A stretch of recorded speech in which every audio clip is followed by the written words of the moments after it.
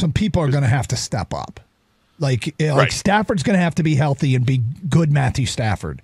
And it feels like there's always been some dicey, shaky Stafford mixed in with the really good Stafford. And we're getting, it used to be, like 6 parts good Stafford, 1 part bad Stafford. And maybe I don't even want to argue the ratio.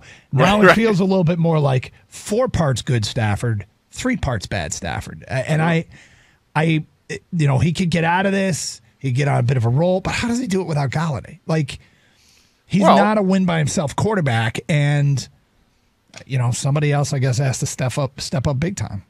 Well, what about the guy who had over 100 yards receiving on Sunday? Was that Marvin Hall? Hall pass, baby.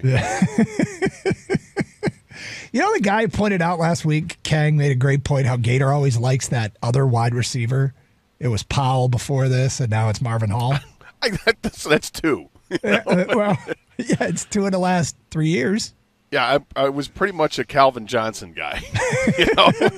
Have you noticed, Kang, that since Calvin retired, Gator's always had that 3rd and 4th wide receiver? This is true. Facts only. Yeah. Well, I like Marvin Hall a lot. I think he's got potential, and you got to see him play over 40 snaps on Sunday, and he made the most of his opportunity, and I can't wait to see him get even a bigger opportunity this week. What might concern me a little bit about giving him that chance is that Cephas will probably be activated, and Cephas was the guy who got the targets when Galladay started the season injured. So, which I'm okay with. Like Cephas, he's not a disappointment by any stretch of the imagination because they got 2 really good, starting outside wide receivers. But, Quintez Cephas got 10 targets in the opener. Think about that for a second. Yeah. Has any Lion had 10 targets since? I would guess at least once. I would guess it, but I'm not sure of it. Right? No, I hear you. Why am I yelling? I'm yelling. Why am I yelling? I don't know. I'm trying not to yell because I'm outside, but I could. Cephas had 13 targets in the 2 games that he played in place of Galladay.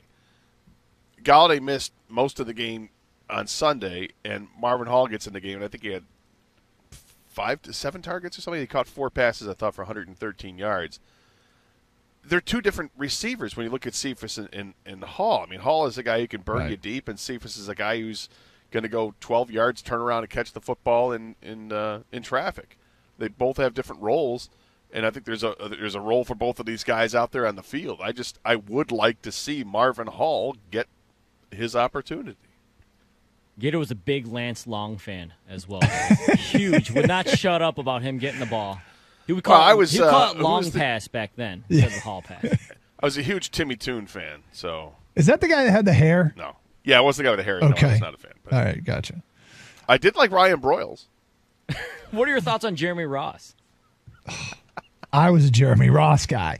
So the most targets in a game this year for the Detroit Lions, Quintez Cephas in the opener had 10, and that number was matched by T.J. Hawkinson this past week against the Colts. He had 10 targets.